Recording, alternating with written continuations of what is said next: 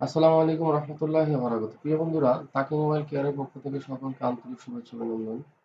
আশা করি সকল বন্ধুরা খুব ভালো আছেন। শুকরিয়া আল্লাহ দরবারে আলহামদুলিল্লাহ। আজকে আমাদের হাতে যে ফোনটি আসে সেটা হচ্ছে Redmi 7 আমি এটা মাত্র হাতে নিছি। আর দ্বিতীয় কথা হচ্ছে এটা আসার পর আমি চেকিং দিছিলাম যে এটা কি ফল্ট। তো সেই বিষয়টা আপনাদের সাথে শেয়ার করব। তো এখানে আমার সেট সম্পূর্ণ ডেড, আর যদি পাওয়ার সাপ্লাইতে আমি চেকিং করি তাহলে আমার এখানে 4 সামথিং আসে। সেই বিষয়টা আমি তুলে ধরছি, অর্থাৎ একটু স্পিড বাড়ায় দিছি এই ক্ষেত্রে। আর দ্বিতীয় কথা হচ্ছে এখানে মাদারবোর্ডটা যদি আমি পরিপূর্ণ দেখাই, এখানে কিন্তু অলরেডি গাটা ফোন। তো এই ফোনটি আসলে গাটা ফোন কোন ফোনগুলো হবে সেই বিষয়টা আসলে বুঝতে হবে। কয়েকটা বিষয় আপনার মাথায় রাখতে হবে। মাল্টিমিডিয়া চেক করার পর আপনি আগে দেখবেন জিআর ঠিক আছে কিনা, অর্থাৎ আপনার ফোনে যত ধরনের লিকেজ, ওপেন বা শর্টিং এর ফল্ট আছে সব কিন্তু ব্যাটারি কানেক্টরে শো করবে। আর এটার প্রভাব কিন্তু ব্যাটারি কানেক্টরেই পড়ে। এরপরে হচ্ছে আপনি সরাসরি ভাবে ডাইরেক্ট পিসিতে লাগাবেন, লাগানোর পরে দেখবেন যে এটা অটো কোয়ালকাম আসে কিনা। তো এই সেটটা যেহেতু সবকিছু গাড়ছে, আমার কাছে যেটা মনে হচ্ছে সেটা হলো আপনার উনি কোনো কিছু চেঞ্জ করে নাই, সম্ভবত রিপেয়ার করার চেষ্টা করছে। তো এখানে আমি যে বিষয়টা পাইছি সেটা হলো যে আমার কাছে নিয়ে আসছে এই কথা বলে যে সেটটা চলতে চলতে হঠাৎ করে বন্ধ হয়ে গেছে। কিন্তু টেকনিশিয়ান যেহেতু আনছে অবশ্যই সে চেষ্টা করছে করার জন্য। আর দ্বিতীয় কথা হচ্ছে চেষ্টা করার পর সে বিফল হয়েছে। সে যদি সঠিক ভাবে করতো তাহলে কাজটা হয়ে যেত। এই সমস্যাটার জন্য আপনার মূলত কয়েকটা বিষয় খেয়াল রাখতে হয়। একটা হচ্ছে অটো কোয়ালকামের জন্য ডাটা মিসিং হয়ে যায়। এরপরে হচ্ছে আপনার স্টোরেজ ড্যামেজ হয়ে যায়। এরপরে হচ্ছে চার্জিং এসি ড্যামেজ থাকলে অটো কোয়ালকাম হয়। এরপরে হচ্ছে আপনার ডিএমডিপি কখনো যদি শর্টিং থাকে তাহলে অটো কোয়ালকাম হয়। এরপর হচ্ছে পুল আপ ভোল্টেজ মিসিং থাকলে আপনার অটো কোয়ালকাম হয়ে যায়। এরপরে হচ্ছে যদি আপনার কোনো লেয়ার মিসিং থাকে, অর্থাৎ সিপিইউ থেকে নিয়ে ইএমসি পর্যন্ত, তাহলে অটো কোয়ালকাম হয়। এরপরে হচ্ছে আপনার যদি কোনো প্রোগ্রামিং এ প্রবলেম হয় সেখানে অটো কোয়ালকাম হয়। উনি আমাকে এই কথা বলছে যে সিপিইউ কাজ করছেন উনি, এবং ইএমসি নাকি এর আগে কে জানি চেঞ্জ করছে, এ কথা উনি আমাকে বলছে। সবই উনি করছে, তাই আমি কি করবো? এই জন্য যেহেতু সেটের সিকোয়েন্স ঠিক আছে, বুট সিকোয়েন্স ঠিক আছে, এবং ডিসি পাওয়ার সাপ্লাই কারেন্টও ঠিক আছে মোটামুটি হবে, নত তো আপনার এখানে 4 আসতো না। অর্থাৎ অন্যান্য পাওয়ার সাপ্লাইতে 400 মিলি এম্পিয়ার। এখানে আপনার খেয়াল রাখতে হবে, আমি সর্বপ্রথম পিএমই চেঞ্জ করবো। তবে মনে রাখবেন এই সমস্ত বোর্ডগুলো কিন্তু খুলে যায়। যার কারণে আপনার খেয়াল রাখতে হবে যে প্রয়োজনে আইসি ভাঙলে ভাঙুক, কিন্তু কোনোভাবে যাতে বোর্ড না ফুলে, তাহলে কাজটা কিন্তু সম্পূর্ণ মিসিং। সবচেয়ে বড় বিষয় হচ্ছে ওনার বোর্ড দিয়ে কাজ করে দেওয়া সবচেয়ে বড় ব্যাপার। এখানে উনি যেহেতু অনেক হিটাইছে যাতে বোর্ড না ফুলে, সেই ক্ষেত্রে দেখবেন অনেকে কিন্তু ডাব্লিউটিআর চেঞ্জ করতে গিয়ে বোর্ড ফুলায় ফেলে, অর্থাৎ রেডমি 8A A3s এগুলো বোর্ড ফুলায় ফেলে। আর আমি কিন্তু আপনার চেষ্টা করব, যদি আইসি উঠাইতে কি কোনো ফল্ট হয় তবু কোনো সমস্যা নেই, কিন্তু আমার কাজ হতে হবে।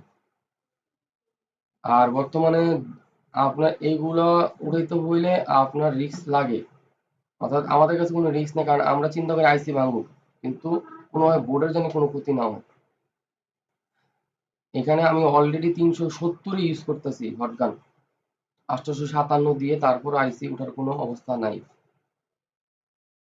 তো আমি সর্বপ্রথম পিএমআই চেঞ্জ করব।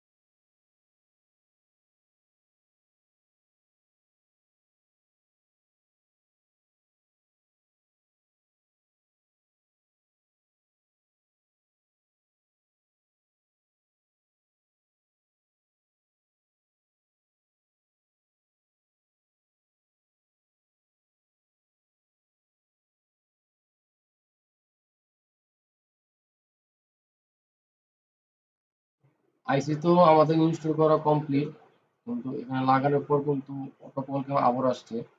এখন অটো কল দ্বিতীয় স্টেপ আপনার যেটা ধরতে হবে সেটা হচ্ছে স্টোরেজে খোলা প্রয়োজন। খোলা প্রয়োজন এই কারণে যে যদি ইমেজে উনি চেঞ্জ করে থাকে তাহলে অবশ্যই ইমেজে চেঞ্জের ফাইল এখানে দেওয়া আছে, ভার্সন লো গ্রেড করা। আর যদি এমনটা হয় যে উনি প্রোগ্রামিং করতে পারে না, তাহলে অবশ্যই এখানে আপনার কি বলে ওটাকে পার্টিশন কনফিগারেশন চেঞ্জ হয়ে যাবে।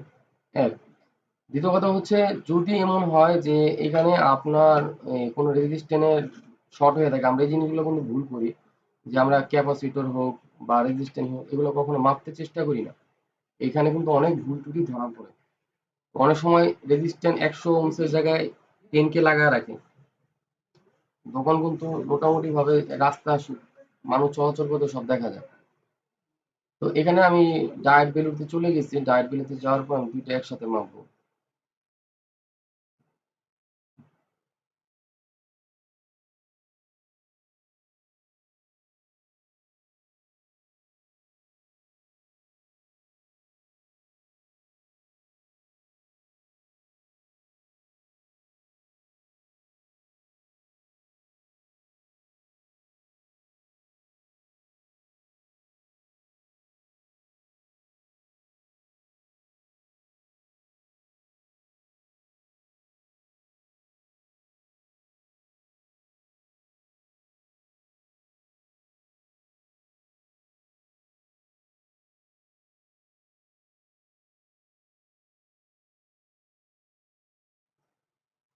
এখানে মোটামুটি ভাবে ক্লিয়ার তো আছে, ডায়েট গুলো তো সবগুলো ওকে আছে।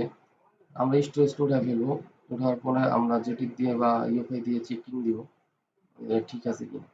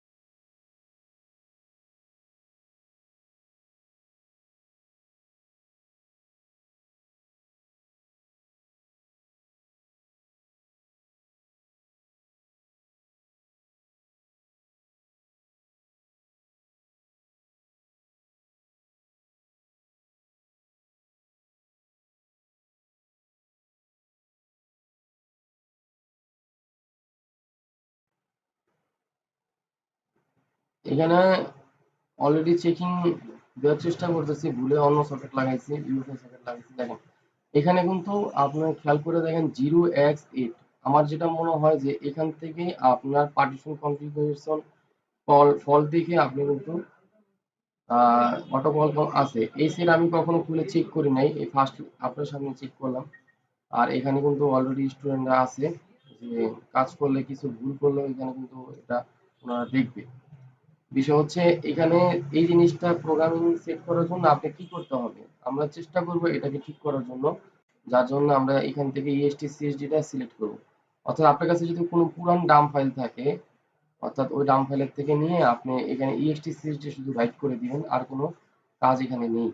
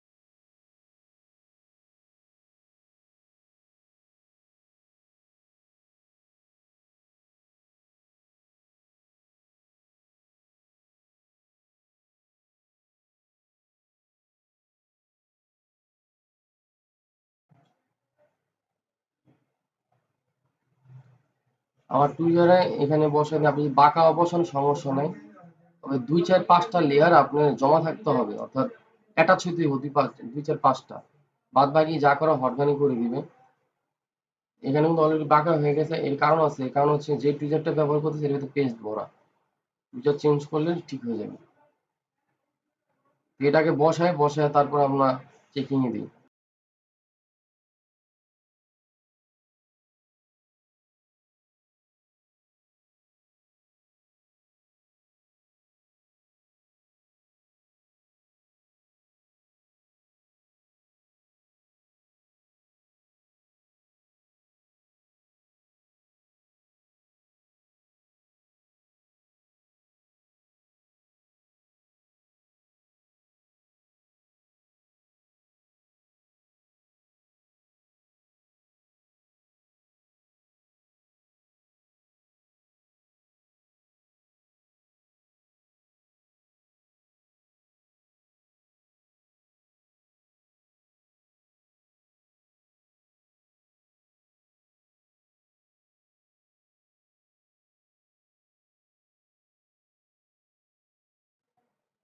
বসানো তো হয়ে গেছে, ইউএসবি কেবল লাগাই, ওই যে দেখেন চলে আসছে, রেডমি চলে আসছে।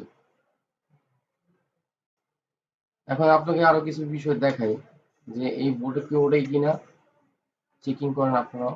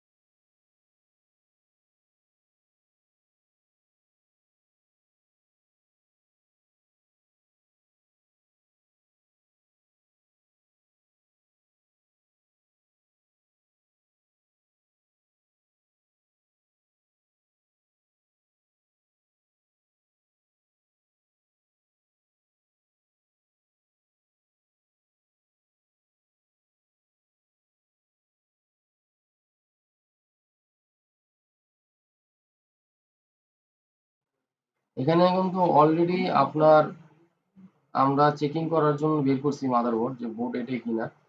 তো আপনি একটু ভালো করে দেখলে বুঝতে পারেন বিষয়টা, যে আইসিটা চেঞ্জ করছি এই আইসিটাই কিনা দেখেন, আমি ল্যাপটপ দিয়ে দেখাবো। আর আপনার যে ইউসিটা ছিল ওই ইউসিটা কিনা দেখেন।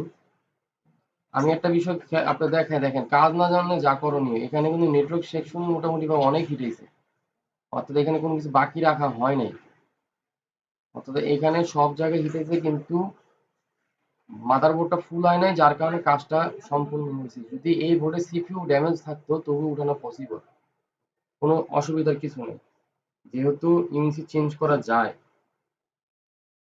সেই ক্ষেত্রে আমরা আপনাকে দেখাই, দেখেন যে পিএমটা সাব পিএমটা আমরা লাগাইছি, পিএমআই অর্থাৎ PM 632, ওটাই লাগানো আছে।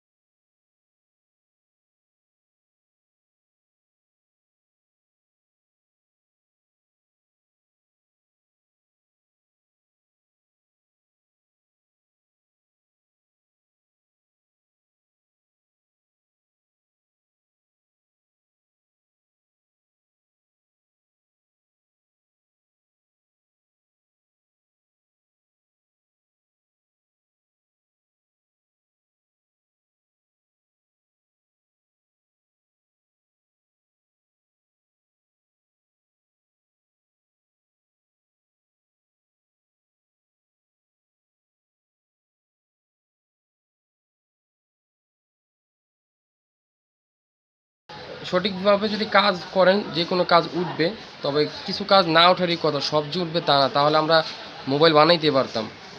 তো সকলে সুস্থ থাকেন, ভালো থাকেন, আর যারা ট্রেনিং করবেন তারা আমার সাথে যোগাযোগ করতে পারেন। আল্লাহ হাফেজ।